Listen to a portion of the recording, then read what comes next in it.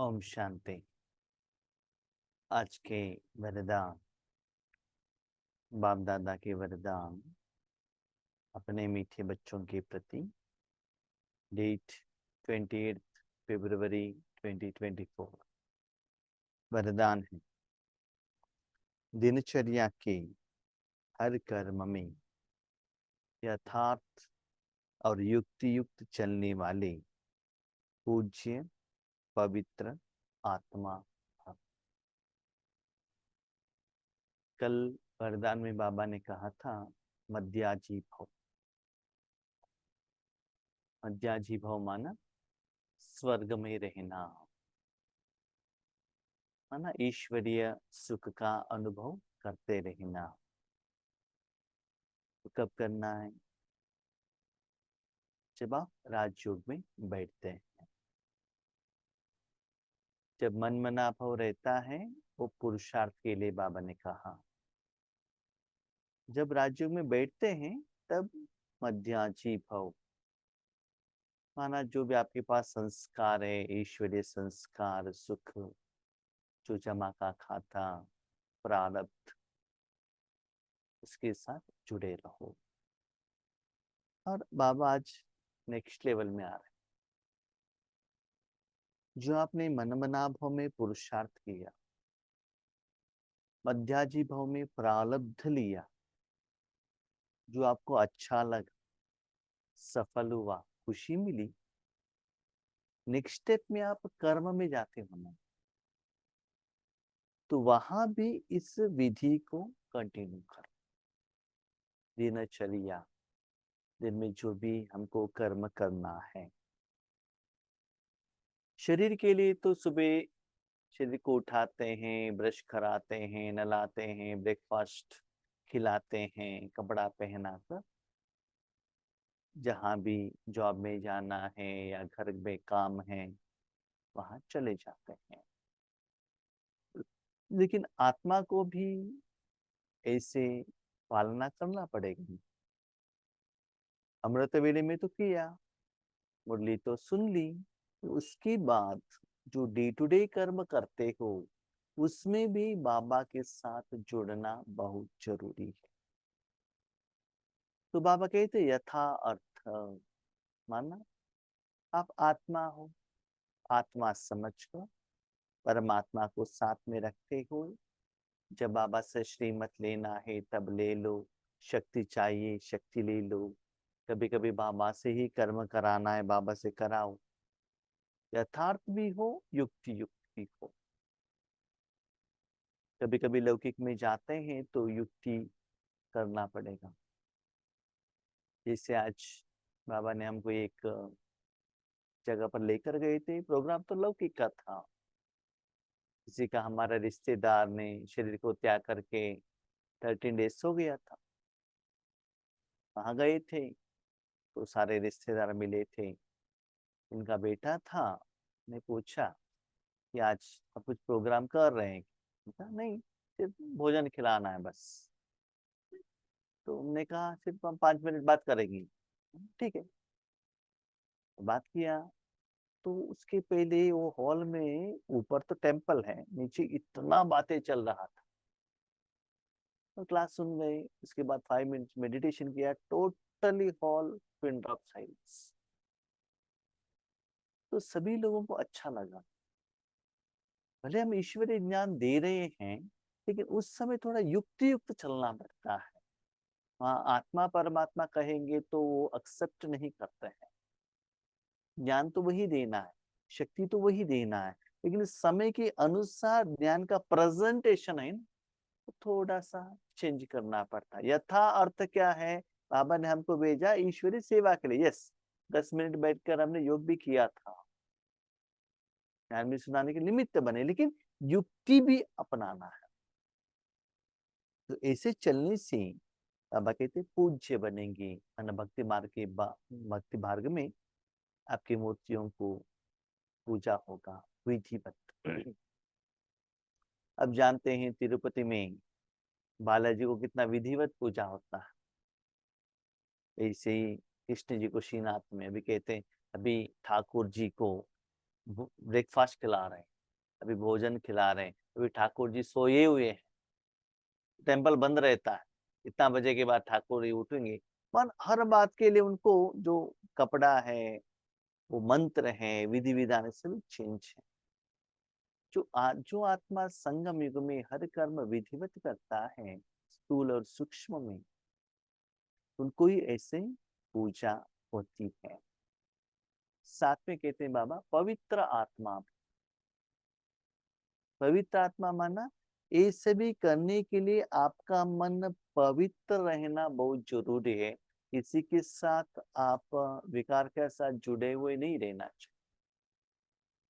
भी प्रैक्टिकली आप देख लीजिए अपने शरीर के नाते से, सुबह आप बेड से उठते हैं, आपने ब्रश नहीं किया, शरीर को नहलाया नहीं, आप कुछ काम करेंगे, भोजन बनाएंगे, खाएंगे तो कैसा लगता है? वो पसीना रहता है, चिपका हुआ रहता है, पुराना कपड़ा रहता है, उतना आराम का एहसास नहीं होता है जो भी कर्म करते हो। लेकिन शरीर को वो सभी ट्रीटमेंट दे के उसके बाद कर्म करो, तो शरीर की तरफ अटेंशन देने का जरूरत नहीं रहता है। शरीर से आपको दुख का एहसास नहीं होता है। शरीर का इंद्रिय आपको कर्म करने में सपोर्टिव हो जाता है। इसी ही कर्म करने के समय पर बाबा कहते पवित्र आत्मा भाव। अभी देखो आप जो कर्म कर रहे हो, उस समय अपने सिर के ऊपर, अपने हाथों में, पेटों में ये 10 kg का कोई चीज बांध कर काम करो, कैसा लगेगा? अच्छा लगेगा क्या? दर्द है तब कर्म करना अच्छा लगता है? नहीं ना। ऐसे ही जो संबंध है, जो माया है, विकार है, असफलता है, चिंता, ये सभी मन में ठोकरी उठाकर कर्म करेंगे तो रिजल्ट कैसा होगा बताओ? बाबा ने कहा पवित्र बनो, मन से क्लीन एंड क्लियर रहो, जो भी जिम्मेदारी बाबा को दे दो, लाइट हो जाओ। ऐसे जो आप जैसे हो हुए माए, मैं आत्मा हो, मेरा कुछ है ही नहीं। हम क्या करते हैं, मेरा जो नहीं उसको लेकर चलते हैं। मेरे घर है, मेरे पति है, मेरे बच्चे हैं, मेरे पोते हैं, मेरे बिल्डिंग है, मुझे ही करना, ये सभी सिर में इतना बोझ का ठोकरी उठा कर जाते हैं। इसलिए यथार्थ कर्म विधिवत नहीं कर सकते हैं, लाइफ को एंजॉय नहीं कर सकते। इसलिए पवित्र आत्मा बनो, क्लीन रहो। जैसे कि कहते हैं ना, कमल का फूल कितना क्लीन रहता है कचरे में, ये थोड़ा सा भी कचरा उसको लगा हुआ नहीं रहता। आत्मा चलेगी। कभी कभी हम ये भी करते हैं, ऑफिस में जाएंगे तो घर का टेंशन, घर में जाएंगे ऑफिस का टेंशन, जिसका वहां जरूरत ही नहीं। जब आप बाबा के घर में जाते हो उस समय कलर का कपड़ा लेकर जाओ, जब शादी में जाते हो तो व्हाइट कपड़ा लेकर जाओ, तो क्या होता है? तो कोई जरूरत ही नहीं है ना। जिस जिसका जरूरत है वो लेकर जाओ, उसका जरूरत नहीं तो क्यों लेकर जाते हो? इसलिए मन से बहुत कुछ चीज जो अनवांटेड है, मुझे जो दुख देता है, वो अपने घर में भी रखते हैं, मन में भी रखते हैं, संस्कार में रखते हैं, वो कैरी करके जाते हैं हर कर्म में। इसलिए हमको वो बोझ का एहसास होता है, इसलिए कर्म करने में मुश्किल होता है। राइट। पूज्य पवित्र आत्मा की निशानी है उनका हर संकल्प, बोल, कर्म और स्वप्न यथार्थ अर्थात युक्ति युक्त होगा। संकल्प भी, हर संकल्प बाबा कहते हैं, हर संकल्प विधिवत, कहाँ क्या करना है, क्या नहीं करना है। बोल, मन का बोल हो, मुख का बोल हो, मोबाइल का बोल हो, व्हाट्सएप का बोल हो, जो भी आप बातें करते हो, बोल मन मुख से जो निकलता वो नहीं है, न केवल वो है, बाकी भी है। बाद में कर्म, जो भी कर्म करते विधिवत। सबसे इंपॉर्टेंट बाबा कहते स्वप्न, स्वप्न किस आधार पर आता है? रात को सोने के टाइम पर किसके साथ आप जुड़ते हो उसके आधार पर ही स्वप्न आता है। ईश्वरीय सेवा, ईश्वरीय पुरुषार्थ, उसमें ही सब सोचते रहेंगे, वही स्वप्न आएगा। इसलिए वो भी यथार्थ, कभी कभी स्वप्न में भी आपको क्या होता है, सेवा का कोई प्लान इमर्ज हो जाता है, बाबा शक्ति दे देता है। तो ये सभी चीज आप चेक करो तो संकल्प बोल कर्म ठीक होगा, तो स्वप्न भी ऐसा ही आपको आएगा। तो उसमें भी युक्ति होना चाहिए। हर संकल्प में अर्थ होगा। संकल्प माना मुझे क्या करना है, क्या दुनिया को देना है, क्या दुनिया से लेना है, आगे मुझे क्या करना है, पहले कल्पना करना, सोचना, उसके अनुसार चलना। It is in your hand. Okay, शादी में जाते हो समझ लीजिएगा, ये तो बाबा के घर में जाते हो, ठीक है, माउंट आबू में गए, राइट, हाँ बहुत वेराइटीज आइटम रखा गया है। आपको रोटी नहीं चाहिए, नो प्रॉब्लम, मत लीजिए ना, कोई पूछने वाला है क्या। सब्जी है, उसमें आलू डाला है, आपको गैस्ट्रिक का प्रॉब्लम है, आपको नहीं चाहिए, आप कहो नहीं, वो कोई आपको फोर्स नहीं करेगा, आपने नहीं कहा तो आपको जो चीज चाहिए वो ले लो, कोई प्रॉब्लम नहीं है। इस सूक्ष्म में भी जो आपको हेल्दी है वो ले लो ना। आगे वाला जो है आत्मा है, आत्मा को देखो, आत्मा के सप्त गुणों को ले लो, विकार को क्यों लेते हो। हर जगह पर, हर गांव में अच्छाई भी है, बुराई भी है, जो आप लेते हो उसके आधार पर आपका जिंदगी होता है। तो उनका जो हर संकल्प में क्या होगा, कुछ न कुछ कारण होगा, अर्थ होगा, ईश्वरी सेवा होगा उसमें। ऐसे नहीं कि ऐसे ही बोल दिया, मुख से निकल गया, कर लिया, हो गया, ऐसा नहीं होता है। इसके पीछे कुछ कारण है। जब हम ईश्वरी सेवा में बैठते हैं ना, स्पेशली ज्ञान सुनाते हैं, तो अटेंशन से रहता है। कोई कोई पूछते हैं, भाई जी तेलुगु क्यों नहीं सीखते हैं, तमिल क्यों नहीं सीखते हैं, क्योंकि वो नया लैंग्वेज सीखने के लिए जाएंगे ना, यहाँ बाबा के साथ अटेंशन नहीं रहता है, तो वर्डिंग ढूंढने में ही जाता है। क्योंकि स्टार्टिंग में हम जब हिंदी बोल रहे थे तब हमको वो एहसास है, लैंग्वेज फ्री एंड फ्लो चलेगा ना, तो बाबा के साथ आप अटेंशन ज्यादा रख सकते हैं, बाबा से शक्ति ले सकते हैं, ज्ञान का सीक्रेट को आप समझ सकते हैं, लोगों को समझा सकते हैं। इसलिए बाबा कहते हैं जब हम ज्ञान सुनाने के लिए बैठते हैं ना अटेंशन से, ऐसे नहीं कि मुख से कुछ बात आ गई, ऐसे नहीं। आपने देखा होगा ना, कोई स्टेज पर बातें करेंगे, माइक के आगे बातें करेंगे, रिकॉर्डिंग हो रहा है, लाइव में चल रहा है, बहुत सारे लोग देख रहे हैं, तो अटेंशन से करते हैं ना।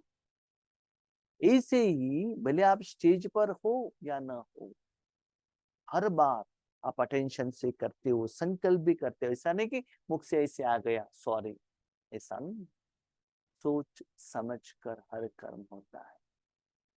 पहले तो जमाना ऐसा था कि जो भी आप बात करते, रिकॉर्ड करते, आपको पता चलता था, आपके आगे कैमरा रहता।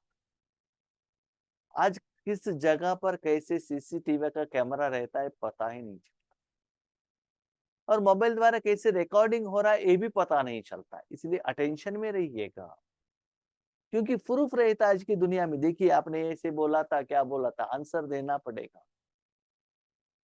तो इसी बाबा कहते बच्चे यहाँ रिकॉर्ड हो रहा है कि नहीं हो रहा है, लेकिन आपकी जिंदगी का 5000 का आपका जो प्रोग्राम है, बाबा के पास जो बड़ा टीवी है उसमें तो रिकॉर्डिंग जरूर हो रहा है।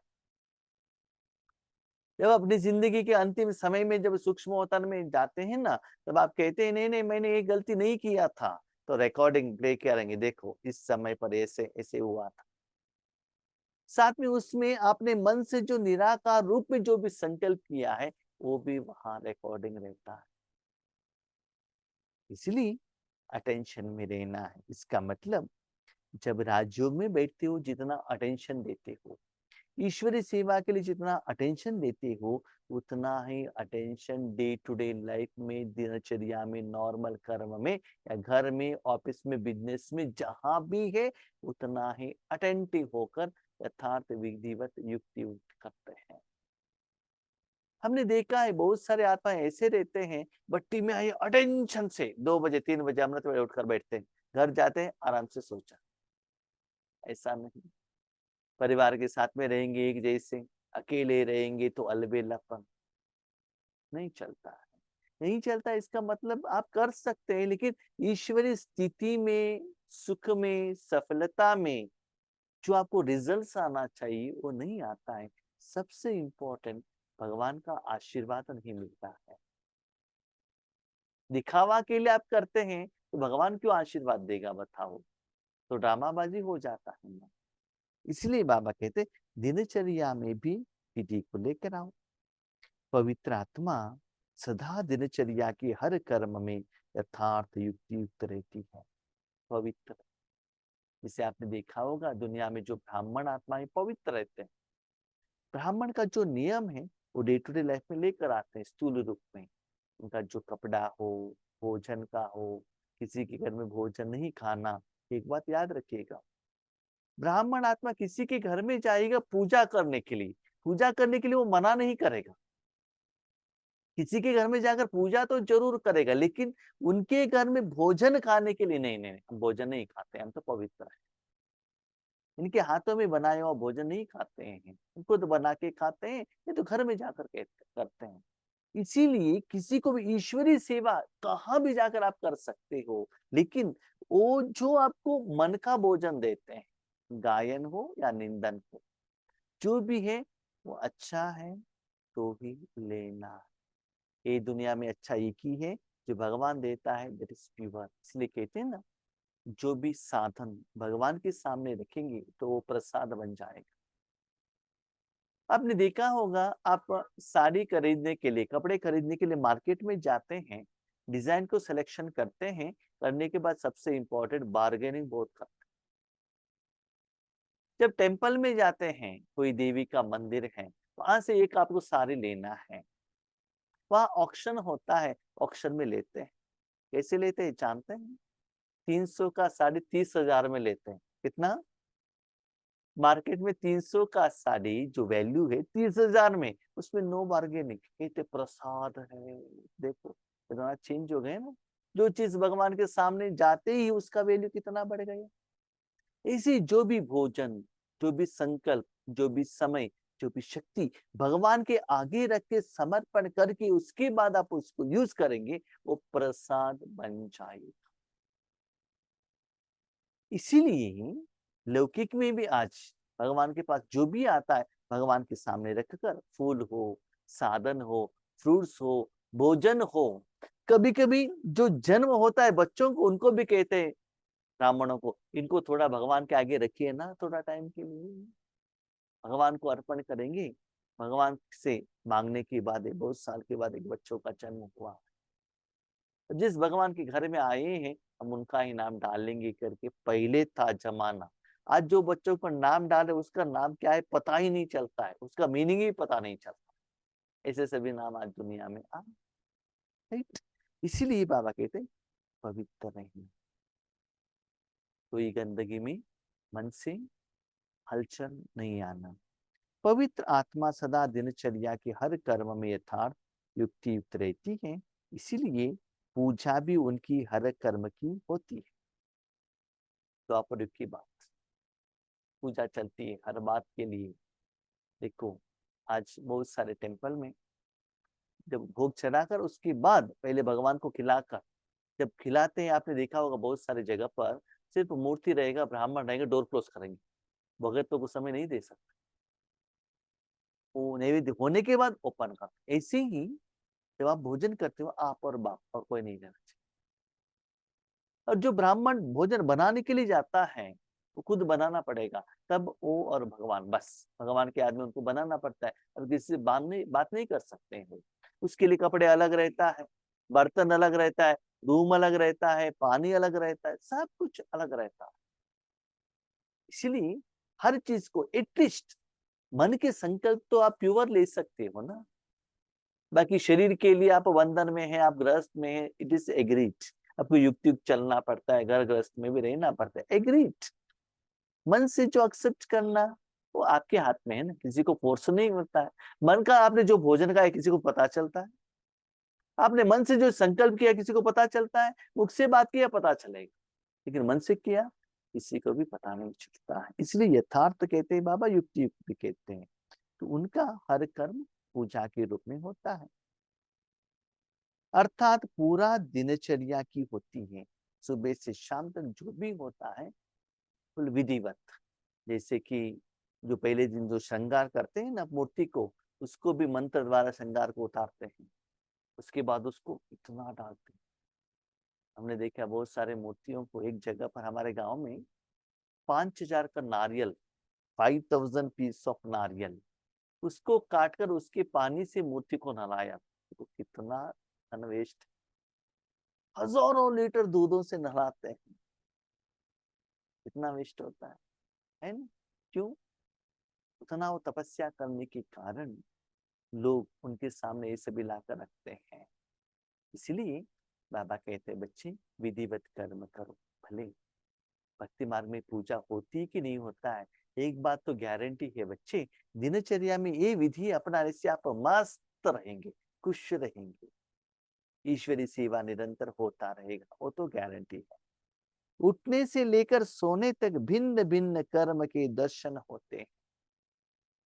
ऐसे आप करते जाएंगे, वो कर्म में आपको भी सुकून मिलेगा, साथ में उस कर्म द्वारा भगवान का भी दर्शन, पहचान, संदेश, शक्ति लोगों को मिल जाएगा आपके स्थूल कर्म द्वारा। लेकिन उसके लिए क्या करना है? जो राजयोग का विधि है, अनुभूति है, वो दिनचर्या में लेकर आना है। उसके लिए अपने मन बुद्धि को बाबा के साथ जुड़ के रखना, और कर्म के समय पर वो सुख का अनुभव होते रहना, वो इम्पोर्टेंट है। इसलिए बाबा कहते हैं पवित्र आत्मा। इसका मतलब ब्राह्मण आत्मा जो भी भोजन बनाता है भगवान की याद में, पूजा करता है भगवान की याद में, नैवेद्य चढ़ाता है भगवान की याद में, तीर्थ प्रसाद देता है भगवान की याद में, भोजन खाता है भगवान की याद में, है ना? तो ऐसे ही हाँ, हम लोग कभी कभी क्या करते हैं ना, भगवान की याद में करने के लिए बाबा ने कहा ना, इसीलिए हर कर्म में बाबा बाबा बाबा बाबा, उठते ही बाबा, बैठते ही बाबा, सोते ही बाबा बाबा, मुख में बाबा बाबा आता है। नो प्रॉब्लम, माया तो कोई प्रॉब्लम नहीं है, लेकिन थोड़ा सा बाबा ज्यादा हो गया तो भी समस्या। कहाँ कहाँ जाएंगे, आपके बाबा के बारे में किसी को पता नहीं चलता, ये किस बाबा के बारे में बता रहे हैं, ये भी हो जाता। कोई भी चीज ज्यादा हो गया, इसलिए बाबा कहते जो भी धारणा करना है ना निराकार में करो, किसी को पता ही नहीं चलता है, आप जाने बाबा जाने, बस। वो बाबा है ना, मुख से बेचारा दिल से आना चाहिए, एहसास में होना चाहिए। क्यों क्या होता है जानते हो? अब बाबा बाबा कहने में आत्मा का शक्ति चला जाता, तो कहने का क्या जरूरत है, बाबा क्यों कहते हो? उस सुख का अनुभव करो ना। ठीक है। स्लोगन, सूर्यवंशी बनना है तो सदा विजयी और एक रस स्थिति बनाओ। स्टार्टिंग में सत्युग में 2 करोड़ आत्माओं के लिस्ट में आपको आना है। तो वो आत्माएं वर्तमान संगम युग में हर कर्म में विजयी रहते हैं। उनका स्थिति है ना एक रस रहता है, कहा भी जा। मुझे आज जब वो प्रोग्राम में गया था, मुझे एक बात खुशी हुई। क्या खुशी हुई? जो निमित्त आत्मा यहाँ आकर इनविटेशन देकर गई थी, उन्होंने 2-3 बार कहा आप भगवान के जैसे आ गए, भगवान ने आपको भेजा। तो उनको ऐसा लगना चाहिए भगवान आपके द्वारा कुछ काम करा रहा है, इतना दुआ आपके द्वारा आने आपको मिलना चाहिए। तो सूर्यवंशी बनना है ना? वही सत्युग में हो गया, गया हूँ, मुझे वो पिस्ट पोस्ट मिल गया है करके अपने आप सर्टिफिकेट मत देना है। अपनी स्थिति को चेक करो, सुबह से शाम तक आप कहाँ भी रहते हो, कोई भी कर्म हो, कितना भी बिजी शेड्यूल हो, टेंशन हो, एक हाँ, एक रस नहीं रहेंगे तो भी सदा विजयी। कर्म होने के बाद जो कर्म का फल आता है, विजय का, खुशी का, आनंद का, प्यार का, शक्तियों का, दुआओं का, सफलता का एहसास होते रहना चाहिए। तब समझ लीजिए आप सूर्यवंश में। विजय नहीं मिल रहा है, अभी भी युद्ध चल रहा है। माना जब श्री राम त्रेता युग में आते हैं ना, हाथ में क्या दिखाते हैं? बाण दिखाते हैं ना, थोड़ा सा क्लैश चलता है। माना बाबा से कुछ बातें करना पड़ता है, बाबा से जिद करना पड़ता है, बाबा ये दे दो वो दे दो, रोना पड़ता है ना? तो छोटे बच्चे कुछ मांगने का जरूरत नहीं रहता है, सब कुछ माँ बाप दे देते हैं। इसलिए आप सभी सूर्यवंशी बनिएगा। तो अपनी स्थिति को खुद ही चेक कीजिएगा। ओम शांति।